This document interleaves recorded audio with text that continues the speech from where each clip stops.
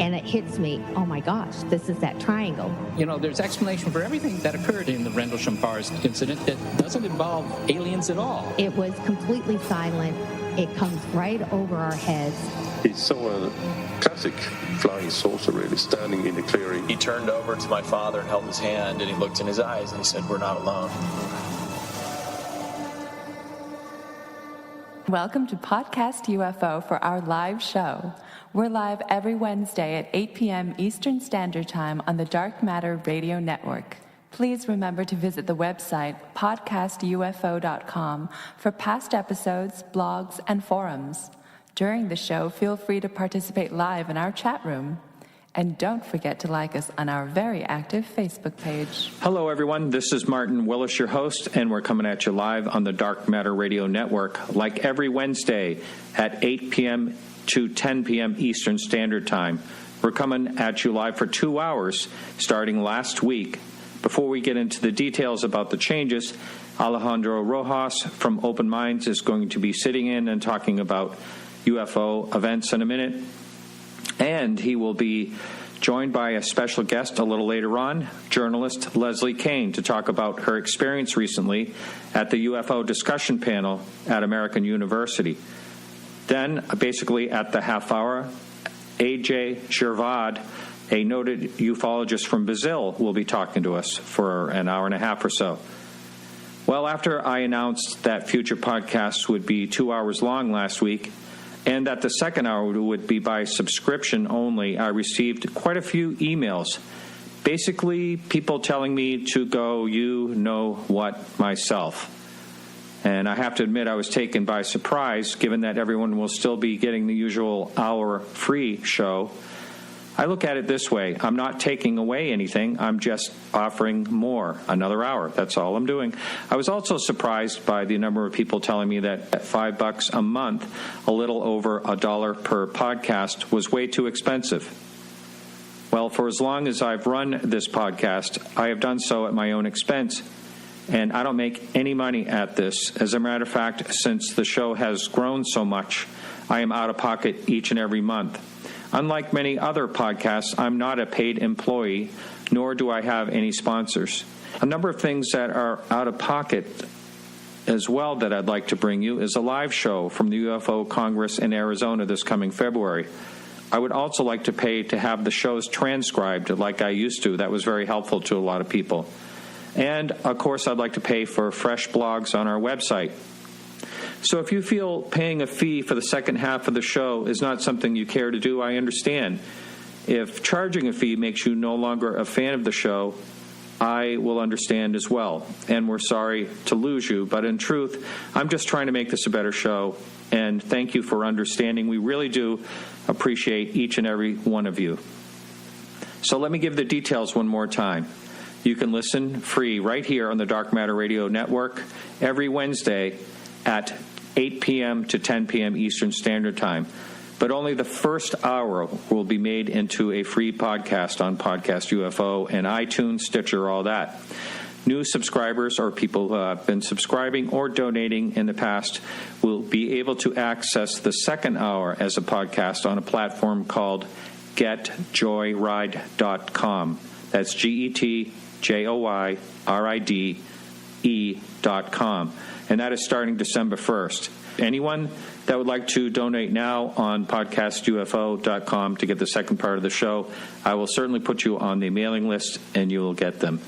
All right, that's enough of that. Now we're ready to talk to Alejandro. How are you this week, Alejandro?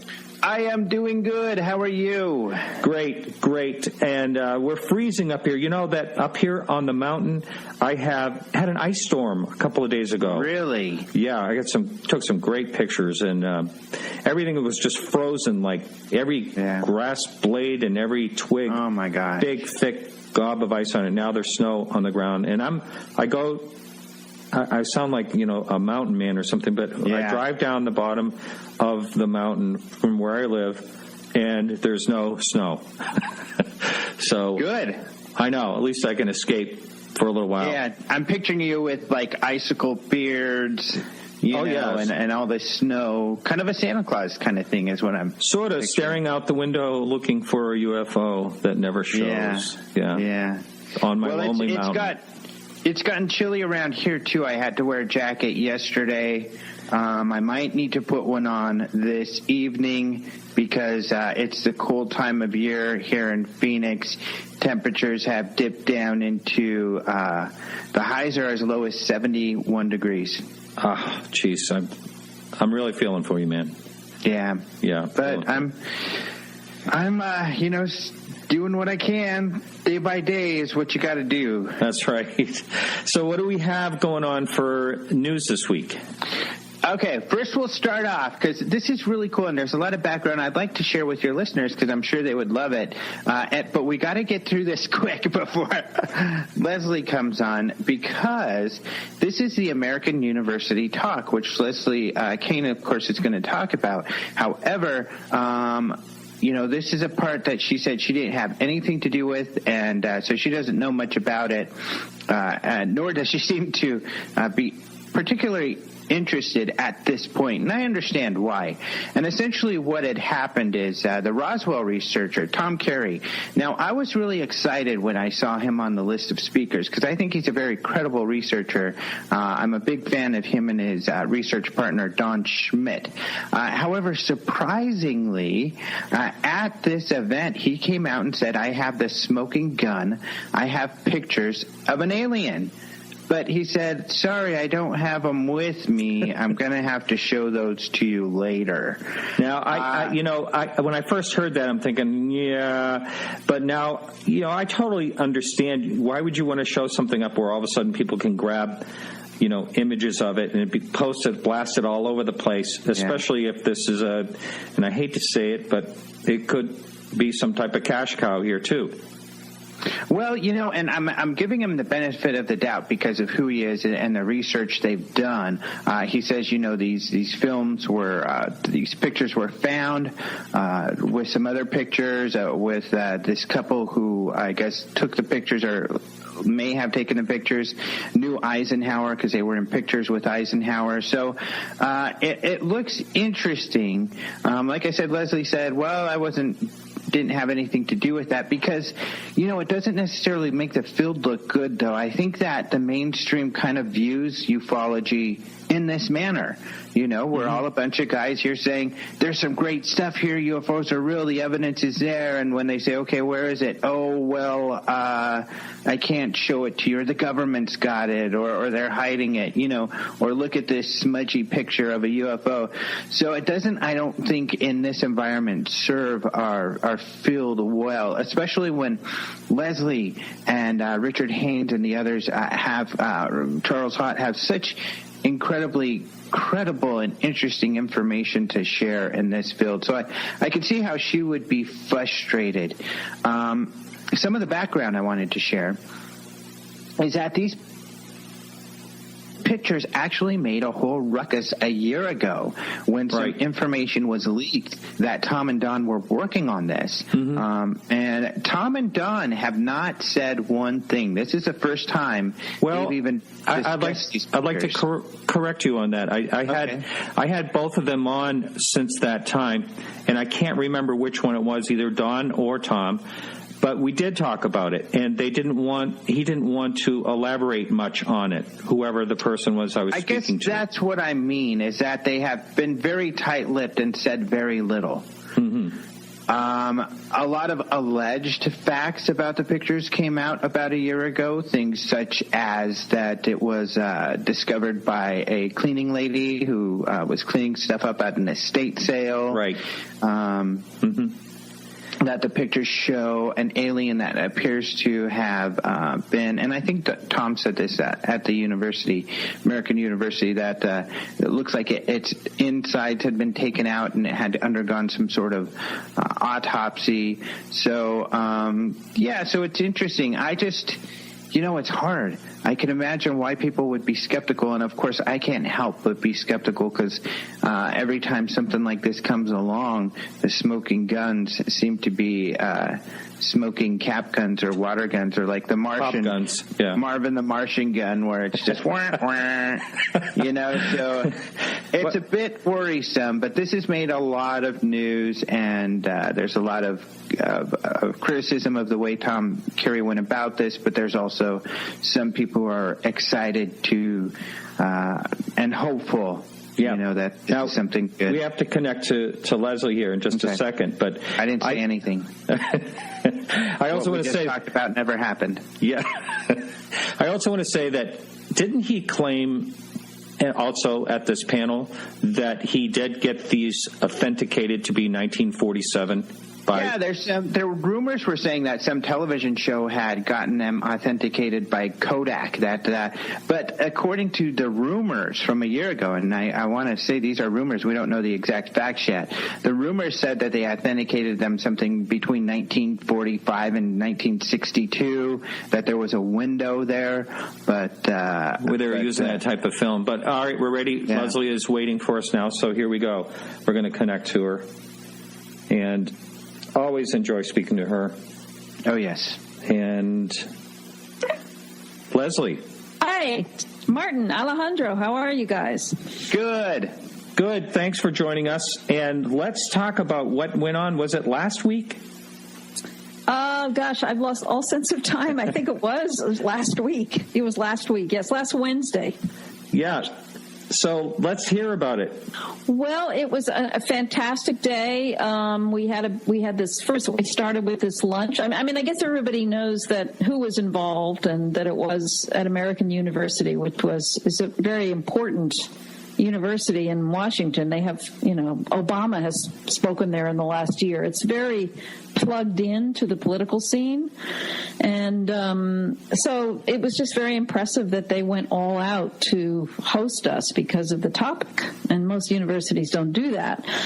And what we did was started with a luncheon there, which involved the students from the honors class that Professor John Weisskopf teaches. And it was because of his class that he invited us to come over there. There were a bunch of administrative people from the university there, and all these people that had contributed to making this thing happen.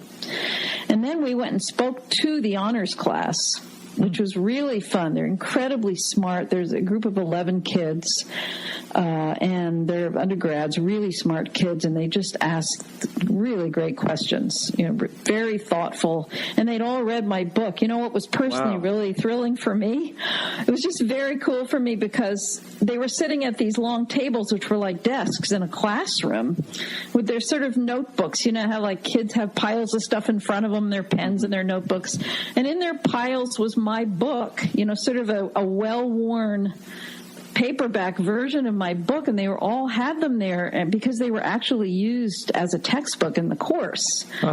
It was just so cool for me to see my book being used in that context. That was really exciting. Anyway, and after that class, we went right over to this very beautiful auditorium that they have in the Arts Center there and gave an evening panel in which the four of us presented our presentations, and we only had 20 minutes each, so it was very difficult to keep everything short, but it was very well received, and the audience was great. Very intelligent questions again at the evening event, and then I did a book signing afterwards, and there was just so much positive energy there and enthusiasm for it. So it was a great experience. Wow. Now, did the press get involved? The university did not want to go all out and invite the press, which was sort of, they had intended to, but then it turned out they didn't. So there wasn't a lot of press. There was one major radio station that came called WTOP, and they did a online news story. I posted on my Facebook page. You've probably seen that. They did a story about the event, but that was the only press, I think, that was, that covered it. How were the students in the honors class? How did it seem like they felt about the information in the book? I think they were very interested. I mean, I sat with some of them at lunch, and they just asked a lot of good questions, and nobody was, not taking it seriously. That's for sure. Mm-hmm. That's really cool. Yeah, it was just part of their learning process, and it was just, it was very cool to see it treated like that, and which is the way it should be. So actually, in one level, wasn't surprising to me because to me that's normal. No, it should be. Have you had interaction with Miles O'Brien before? It was really exciting to see that he was going to moderate early on, especially given his sighting. Have you ever talked with him before? Yeah, I have a couple of times. I met him in New York City because he covered, he did a program on CNN. I guess you're probably aware of that.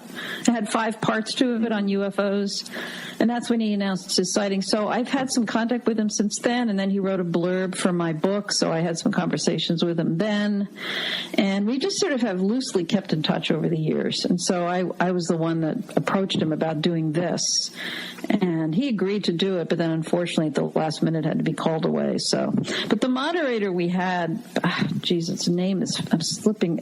It's embarrassing. I should have looked up his name before we did this interview, but he was absolutely fantastic. He is one of the deans at the school, and he's a political scientist, very, very intelligent guy, and he was just terrific as the moderator, so it all worked out. Leslie, what kind of class was this that studied that, and did you see any other books they were reading too?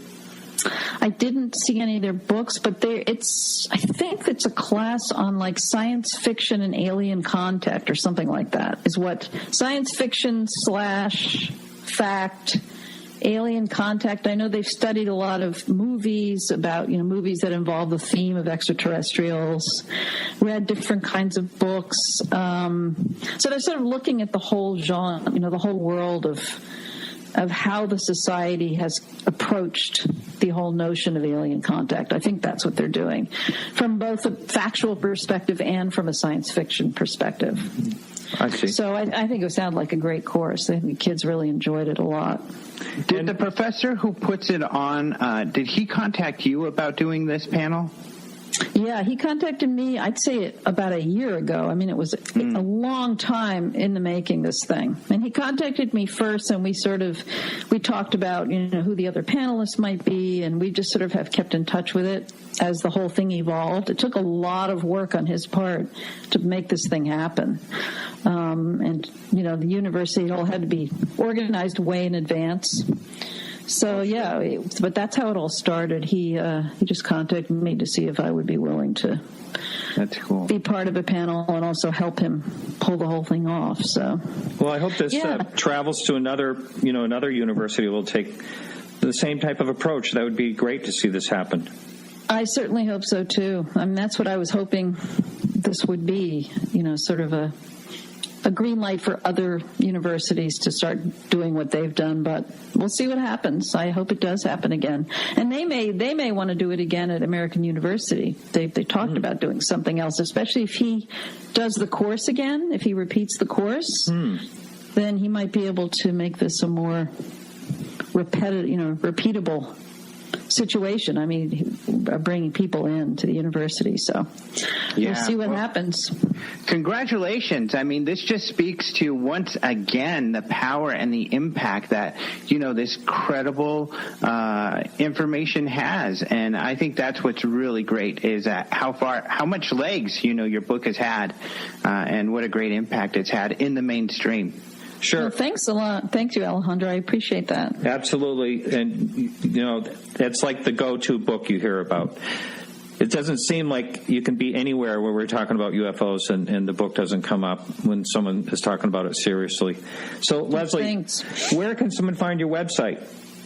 My website is ufosontherecord.com. Great. That's ufosontherecord.com, and I'm also have a very active Facebook page, which is an open page, so you don't have to be a friend or anything. You can just go there. There's a lot of activity on my Facebook. Yes, there is. I look at it often. Good. Thanks. Thanks so much. Good. And okay, guys. We'll be talking to you soon. All right. See ya. Okay. Bye. Bye-bye. So, Alejandro, it's always great talking to her, isn't it? It is, and I just get so excited. I mean, a lot of people feel like you have to go to the fringe and that's what's most popular. But I don't agree. I think, look at the impact. I think she's an example that that the mainstream institutions aren't interested if you're careful about what you do and you have really good, credible information. And that's where possibly Tom may have crossed the line a little bit. But hopefully it won't have a negative impact on the whole situation. Yeah, hopefully it won't. And I was excited because I know Tom has a lot of great, credible research, some incredible witness testimony for Roswell. I mean, I think they make a great argument that something mysterious went on there. And I was hoping he would present that, but we'll see what happens. Right. So, well, we have other news stories. That is correct. So some of the other news stories, we did have sighting reports that we've had throughout the week, but none of them that really stood out enough for me to talk about here with you. But one of the kind of interesting stories I think this week is this Russian satellite.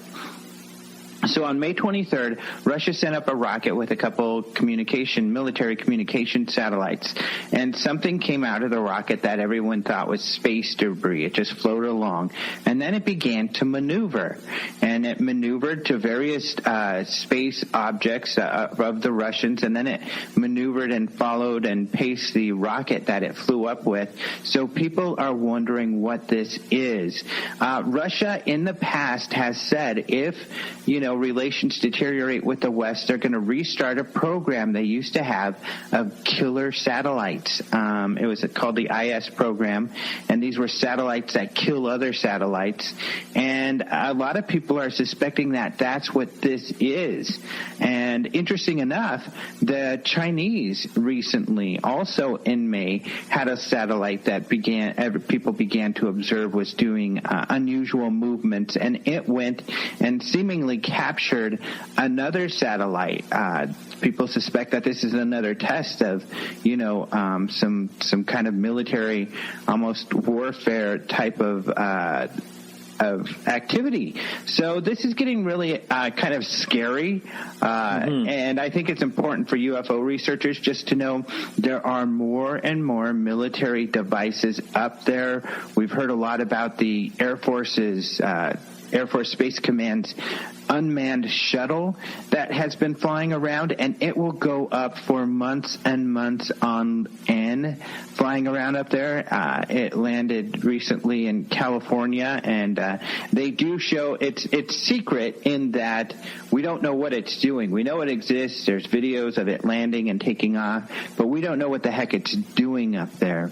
So it is getting interesting, and this story that was in the Washington Post quoted a story from 2010 written by Popular Mechanics in which a Russian official who's in charge of defense and this sort of thing said that they're ready for war in space. His quote was, "There should be no war in space, but we are military people and should be ready. Trust me, we would be able to respond quickly and adequately."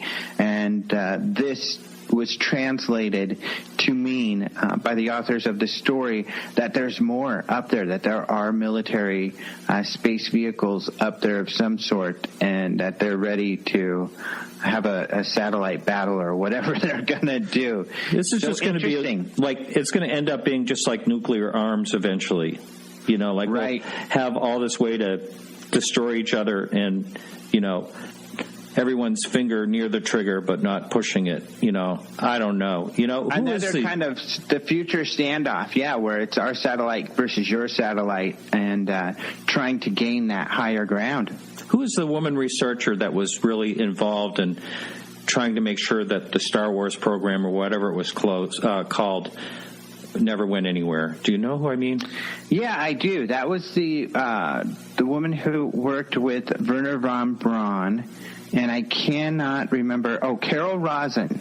Okay. Is that who you're thinking of? Yeah, she does a lot of peace and space sort of work, right, trying to make sure that space is not militarized. And technically, legally, I think there are agreements where the space isn't supposed to be militarized, but obviously the larger powers, including, the U.S., kind of ignore that and do whatever the heck they want. So it is, especially in these times where rhetoric between the United States and Russia is getting more bellicose, and seemingly things are okay with us in China at the moment, but of course we are at odds with some of their allies as well. So yeah, we're sort of Cold War-ish.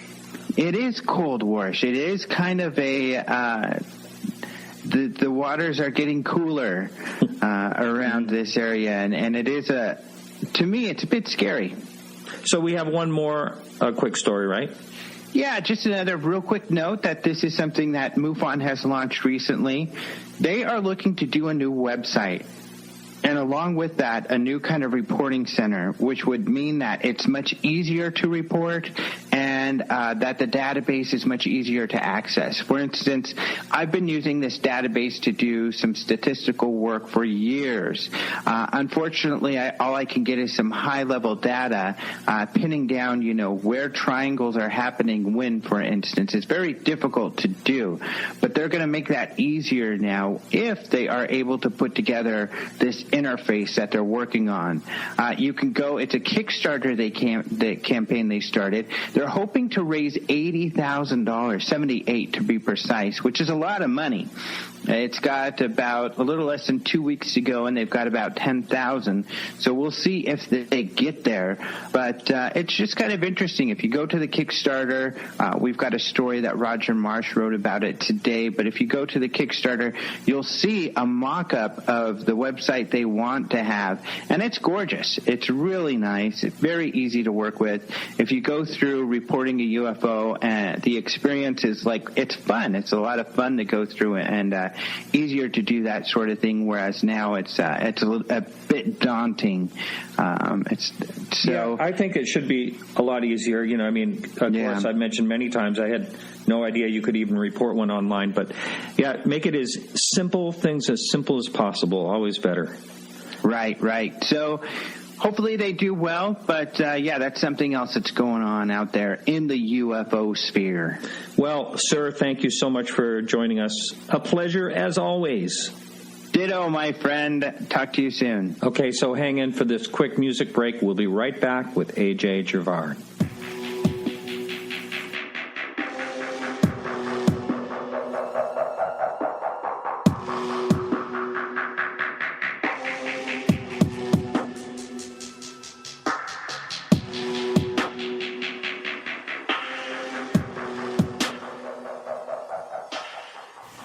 Well, everyone, guess what? AJ has not been answering, and I've been trying to Skype him, and this is live radio, and I apologize this is happening, but I always had to think about, when I was doing live radio, to have a plan B, and I've talked to a few people, and they have volunteered to be a pinch hitter, you want to call it, someone to fill in.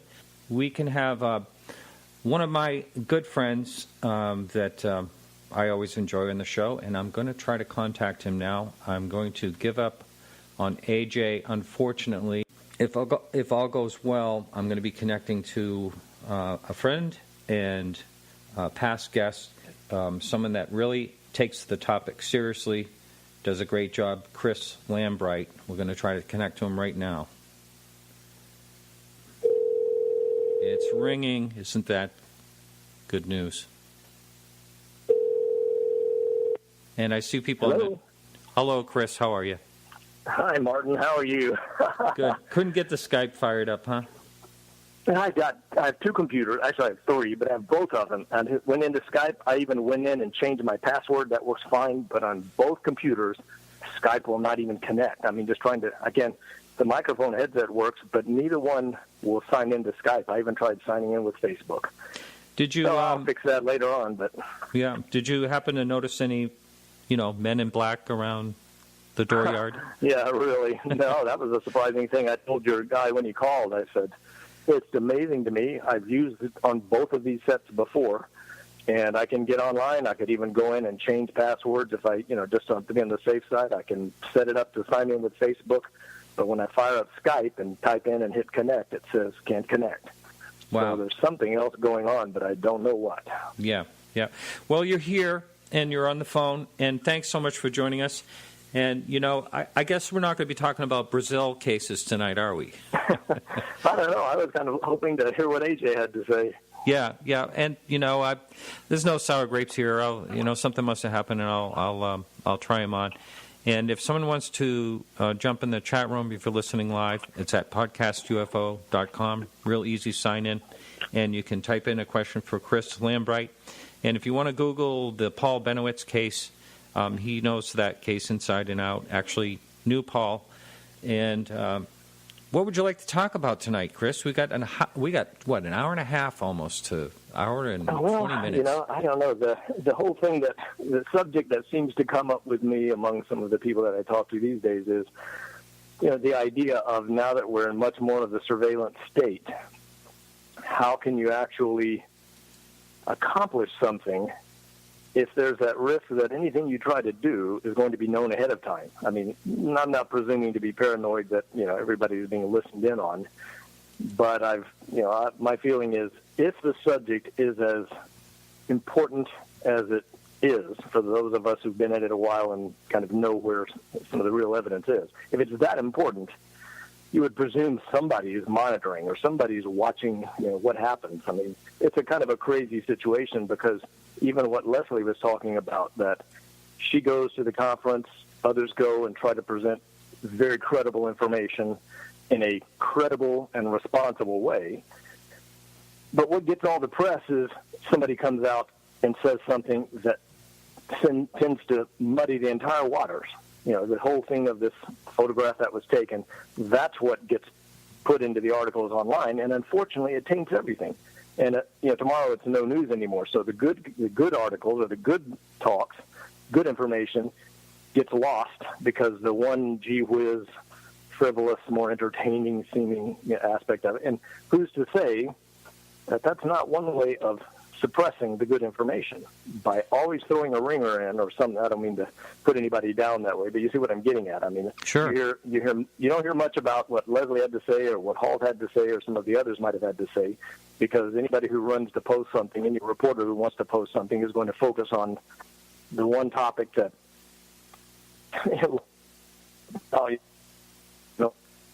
nobody has the evidence and nobody has whatever, and it just deflates everything. So I've wondered after the Paul Benowitz situation about counterintelligence. This is their job, is to make sure that they fend off possible issues. But nowadays, with the idea that anything we say, I mean, I go into Skype and I have to log into Facebook, and immediately it wants to know who all of my contacts are and who all the this sort of thing. So at some point,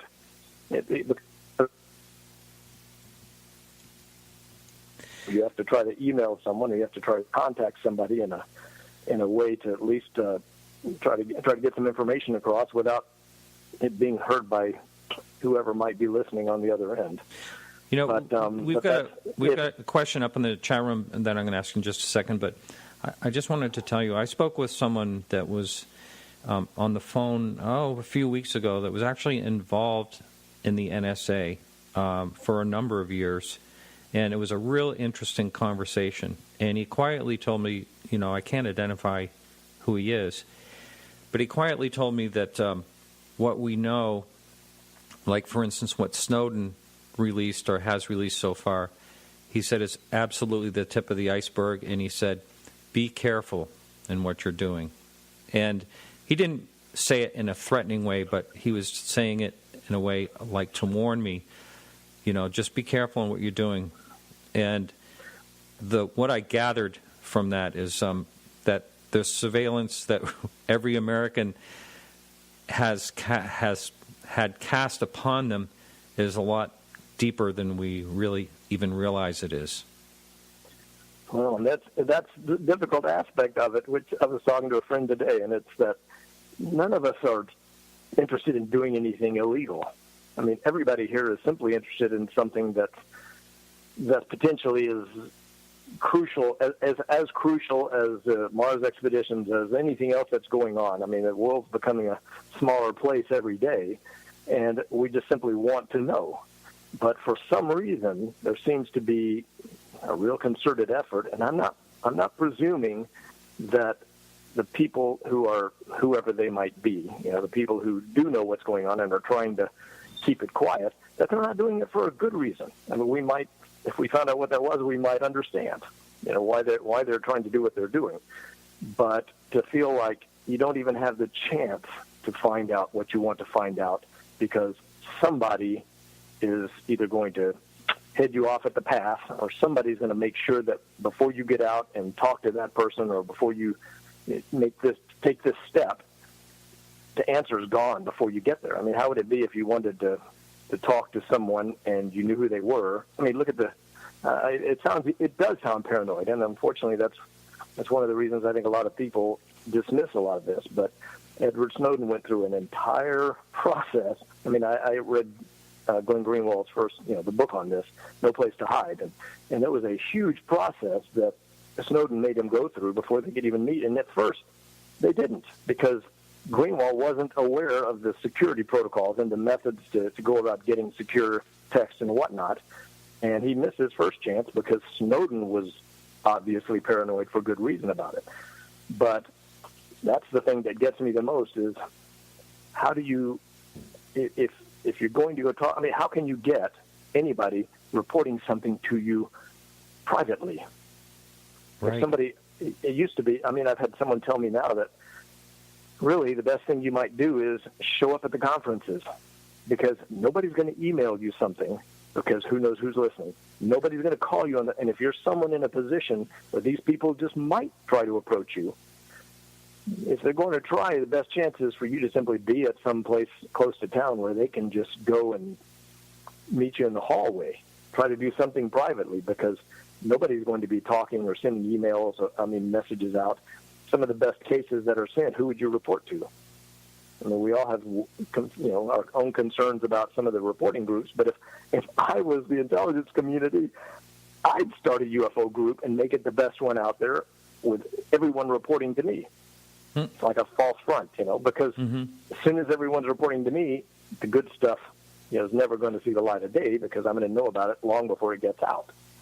But the people who know what like the guy you were talking about, who spoke to you, the people who know what can be done, they're not going to do it. They are not going to send you a message, an email, or something open like that, because the people that are listening are going to know who's sending it, and they're good at their jobs. And look what Snowden's gone through to try to tell us something that I think everybody wanted to know, but they're still hanging him out over there. Yeah. But anyway, needless to say, it concerns me now with Paul Benowitz, because in a case like that, where at least he called AFOSI, the first thing, and back in those days, it was all mail. I mean, unless no one really used email at the times. And so if they were watching who he was sending mail back and forth to, these days he'd be trying to do everything by internet, by email. And that they would have known immediately. He would have been on their list to monitor, within an hour. So, and I don't know whether any of the rest of us would have heard much more of it or whatnot. But it's easy to get paranoid. But there's someone stated on the chat room that I've heard it stated that they don't care what you say, write, or do, but they are terminally interested in what you can prove. That's an interesting statement. See, that's the most valid. In fact, that came up not long ago in another conversation. And in this case, it was once again about Paul Benowitz, that if you or I took a video or film of a UFO, who would care? Because you're not going to be able to prove anything with it. But if, in the case of Paul, he got it over the Manzanos. He had it on film. His wife had been there with him. He had a good reputation and credibility. He could prove where it came from, and that put whoever was on the other side of the fence, that put them in the hot seat. So it was what he could prove with that. So the films themselves are one thing, and I think that's probably why he got in, the trouble that he got into, was because there was concern that this was a guy that would be believed, and he could back it up with enough evidence and other testimony, to make it credible. But there's the point. If you can't ever get far enough to prove it, because everything's being monitored, it makes their job difficult. Right. Another question up there. Someone wants to know if you read Exempt from Disclosure by Colin Doty. Yes, I have a copy of the book. I got it. Sounds like you really enjoyed it. I mean, at some point, just to know what's being said. And in fact, I think I referenced some of the confusion that came out of that book. And of course, if I'm not mistaken, I think Doty later went back and said, well, his name shouldn't have been on it, that Robert Collins had put his name on it, although if you read it, there's plenty of information inside that seems to have been written practically firsthand by Doty himself. But I don't buy into it. Too much. Both of those guys, in essence, made their names writing in on the Paul Bennewitz case and then leading everybody off like a Pied Piper off into other things. My understanding is they were both the characters in the shadows on that special that came out years ago. And and if you see some of the things that Robert Collins, I've never met Robert Collins. I want to qualify that. I don't know him. Some of the things the places he supposedly worked at Wright Pat and other things seem to be fairly, higher level. You'd expect him to be a smart guy. But some of the things that I read that he has said and some of the things that he's put out on his mailing list are kind of really out there. They're out there even for someone who's interested in UFOs. But Doty, that's a... the only thing I don't know. I mean, I'm not going to say because I don't know personally what these guys did. And Doty, I'm sure his life hasn't been all fun because of his involvement in this. And he was the name who got hung out there basically to draw flies. Everybody that came at this went after Doty. And I don't know what position he was in. But part of me says, in this country, we don't do that kind of thing to somebody like Paul, who was just trying to do the right thing. He thought he was doing the right thing. You don't just mess the guy over completely to where he practically is, destroyed from what everybody, from what I've seen and heard. And it's the same. If you looked at the video Mirage Men, you'll hear Doty make a comment in there where he says Paul was very patriotic. And something to the effect, and people like that are easy to fool or easy to mislead. If I was a veteran, I would be somewhat offended to think, yes, okay, so he was a patriot, and we're going to use that against him to lead him down the golden path. And I don't know. I wonder what, I don't know. There are people out there that look like you and me, but they're operating on some other terms of, the moral compass isn't always pointing north, I guess you'd say. Right. Hey, Chris, I just want to let you know that I'm occasionally going to give A.J. Trevard a try. So I understand. Please feel free. No, and then he could just join the both of us. And if he happens to answer, it may be right in the middle of your conversation. So if you hear someone saying... If he answers, bring him in, and I will drop out because I would much rather hear what he has to say at this point. Well, you could hear it live. But I have a feeling... it is very late there now. It's pushing midnight their time. So I have a feeling he's probably just fast asleep. And, he may have just forgotten the whole thing. It happens. Yeah. But I just wanted to warn you in case that happened. So we got about another 10 minutes, and we're going to be at the top of the hour, and then we have a whole another hour to go. And one of the things about Richard Doty... I would like to ask, if only I want to make this observation that, I wrote my book about these two characters, the two films, so to speak, the one that Paul Bennewitz took and the one that Ray Stanford took. And the reason I chose those is not just that they were superb films showing what they did, but because both of them indirectly connected back to the Air Force Research Lab. Now, my belief at this point, I guess if I had to make a vote one way or the other, is that whatever Paul Bennewitz filmed, Doty's superiors, whoever was above there running the operation, they knew it was supposed to be there. It was Paul that wasn't, because every bit of trying to be logical about how things came down suggests to me, now I don't know who built them. I mean, whether they were something we built or otherwise, I think they were known to be coming in there those 3 or 4 times that they came in, that Paul happened to see them. Now, what Ray took, I just cannot fathom that, especially based on what I wrote about in the book, that that's anything built here, at least not in this time frame, so to speak.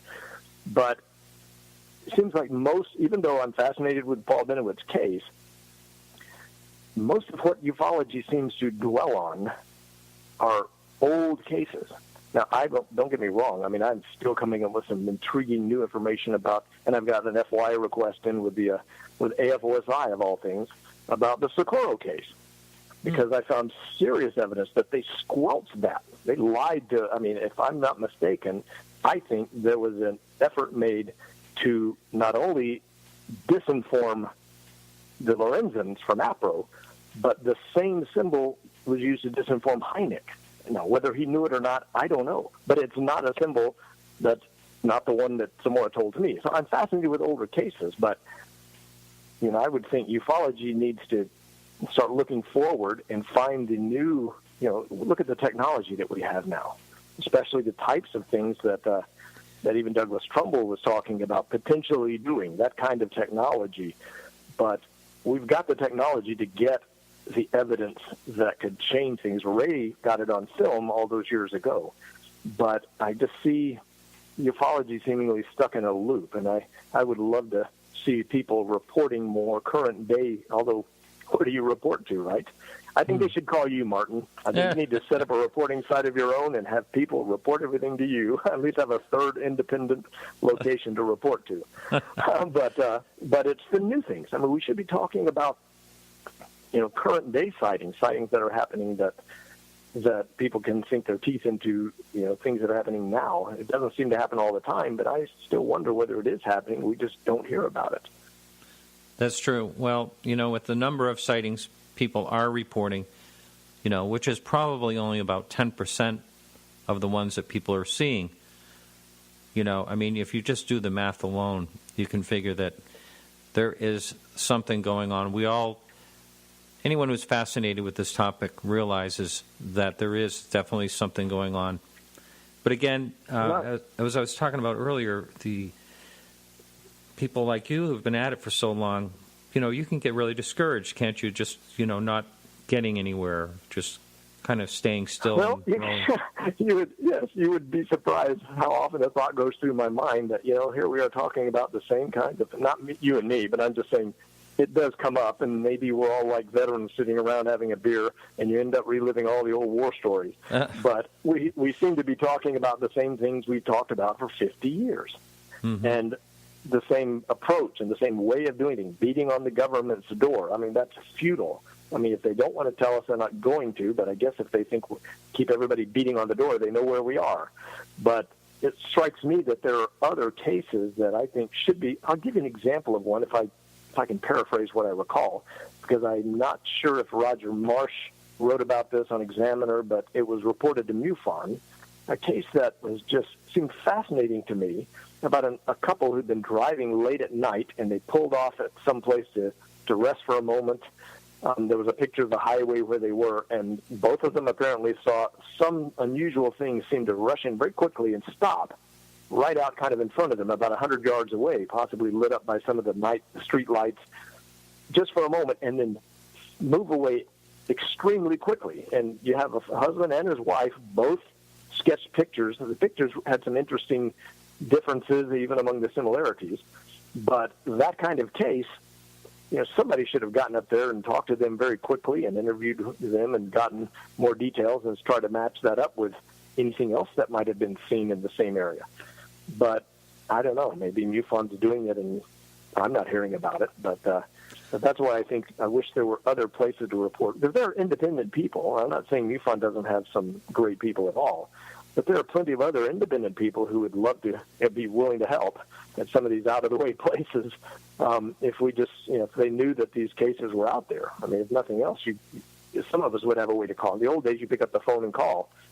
Nowadays, if it's reported in MUFON or it's reported to somewhere else and nobody is willing to help you if you call, and we've all had experience with this, calling and saying you're interested in this case, but sorry, they won't give you the time of day or won't give you any information to contact the witnesses, and it makes it difficult because you're right, a lot of the stuff isn't reported. It certainly doesn't hit the newspapers anymore. We don't even have Lou Farish's clipping service to have clippings from newspapers of these sightings where you could hear about them. It's all done digitally and sent by email and whatever else, and makes it difficult. But needless to say, I don't know. Yeah, it is frustrating and it's depressing to some extent when you think there are things that you'd like to do, but how do you go about doing it? Right. Now, I think in the second hour we'll talk a little bit about this, but we've had a discussion. There's one agency, we were talking about, MUFON, and earlier in the news, Alejandro Rojas was talking about, they're trying to trying to create a new website, making it easier for people to report. But it seems to me that there's a lot of controversy about MUFON. There's people that are really dedicated, that, it's been around forever. People are dedicated that work with them. I know a number of people that work with them that I highly respect. And then there's people that just get really upset talking about them. And I know, I don't know if you really want to talk about it, but I think you've had some frustration with them in the past. Well, it's funny, and I always want to qualify that I'm only talking out of the experience that I've had. And I think you, in fact, in one of your early podcasts, which was a surprise to me, had interviewed one of the MUFON state directors. I think at the time he was covering a couple of the states up there, and a guy I'd never heard of. But, I was impressed with the guy. I mean, I don't recall his name. I'm sorry that I don't. But I do remember, kind of an unlikely-sounding guy who was running the state section. And I thought, this guy was impressive. He seemed like a very sharp character, not, starry-eyed or anything else, and the kind of guy you would have been able to work with. Now, the problems that I have, which are the same kind of problems that I guess we have in government today, which is everything seems, it's such a pyramid of diminishing levels of responsibility, and that it's like politics. None of us can go easily talk to our senators anymore, and they're all behind their doors making decisions and say they're doing it for us, but we don't really know what goes on at that level. And many of the things are done kind of behind the scenes, and I don't know at this level what exactly is going on at the upper levels of MUFON, because my concern is, look what the NSA, why should they spend the money doing what they're doing now when they can go to Facebook and get everybody's contacts and who's talking to who? They can just go behind the scenes with a piece of paper and get tap-in access to everything that's going on. If I was somebody like that and I wanted to keep tabs on what MUFON is doing, I wouldn't need to plant all my people around the table like back in the old days of NICAP and the CIA. All I'd need to do is have my guy get in there and become the database manager, right? Maybe at the site where they maintain their whole database, their website, because that guy is the one who really has control over what hits their database, what shows up, what doesn't. But at least even the things that you and I can't see, because from my understanding, there are some cases that their STAR team or whoever else is researching, or that they're looking into themselves. So the information isn't necessarily out there for the average person to just see it on their website. But we don't know what's going on. And as you were indicating, my own experience was years ago when I think the Dallas, and I believe I went over this in the book, it was back when Walt Andrus was in charge, and the Dallas group decided to kind of secede from MUFON. My friend Tommy Bland was there, so he can vouch for this. And Ron and Kay West were the ones who were leading the Dallas group at the time, and they had been a part of MUFON. But for a couple of other reasons, and primarily this, they were thinking of seceding because Walt Andrus had been up there meeting with them, and a couple of the guys had written an article about a case that they thought was very important, at least important to them as well, and had sent it to be published in the MUFON Journal. And when they asked Walt about it, from what I was told, what I heard right there, Walt's response was, well, some of the best stuff never gets into the MUFON Journal. And the guys were stunned. And they began to know, what are they paying their dues for? Now, I'm not trying to make a mountain out of a molehill with that, but you see the point. I don't know why Walt would say that to them, but there are plenty of times when you begin to think, so what does the membership know for all their hard work? And this may not necessarily apply just to MUFON. It's not my goal to bash MUFON per se. but this may be the same way that we certainly know it applies in our government, but it may just be that at the top things are happening that down below people are not aware of. And unfortunately, I think we do need transparency, if only because of the whole rigmarole that came around when James Carrion was getting some accusations about money being spent. When Bigelow was buying into MUFON, that's my term, buying in, but he was paying them to supposedly train their investigators in exchange for access to their database. And there was a time that if you looked at their site, that there was a comment when you post information or when you submit a report that it would only be handed out to MUFON members and certain third parties, and the point being that, well, that was Bigelow. And Carrion was a little bit frustrated with the idea of selling off this information, so to speak, to Bigelow. But it just goes to show, if we had never heard about this, how would we know people and who's behind Bigelow? And why are they getting information that the membership, you would think, would be interested in seeing? You would think you're getting free and clear transparency, but those are the things that, and I'm sure the people at MUFON know this. I'm not telling you something they're not aware of, but I'm not addressing the people down below. It's just that in an organization that's supposed to be an educational organization, they should do everything they can to make sure that their credibility is never called into question. Absolutely. And I wish there was a way. This is why I kind of feel like I joke when I say you should start a reporting site. Alejandro should do it. Somebody should do it. Because, and even Kurt Collins, you've had him on, posted an interesting point the other day on the UFO updates in which he found that the FAA apparently no longer says if you want to report a UFO sighting, they were no longer referring people to Bigelow Aerospace. Now they just say, well, you can report it to one of any number of sites like the National UFO Reporting Center or MUFON or whatever else. So I don't know whether they did that to just remove Bigelow, from the picture, or whether that's still going on. But my feeling is if things are getting reported to MUFON into their database, and anybody who knows a little bit about how to search online, I've had times where I found some interesting hits on searches that showed to have been in the MUFON database, but if you go look for it, it's not there. Hey, Chris. Even the case number. Yes, go ahead. We're at the top of the hour here, so we're going to be right back if you're listening live. We're coming right back. Before we go, though, Chris, can you give out your website? Well, the website is XDesk Publishing, altogether, xdeskpublishing.com. Oh, I got it wrong when I mentioned it earlier. Sorry. Okay, so if you're listening live, we're going to be right back talking with Chris. We're going to talk a little more about MUFON and a whole bunch of other things for the next hour. Well, that's it for the show. If you're listening as a podcast and want to listen to the second part of the show, you can subscribe right now on our website, podcastufo.com, or in the future at getjoyride.com.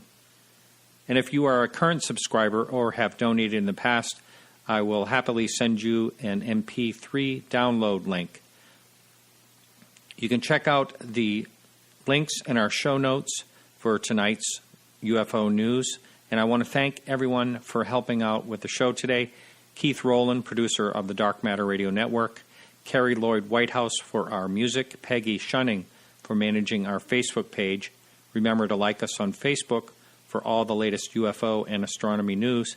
You can check us out live right here next week on the Dark Matter Radio Network and every Wednesday starting at 8 p.m. to 10 p.m. Eastern Standard Time. And don't forget to jump in the chat room at podcastufo.com. This is Martin Willis reminding you to keep your eyes to the sky.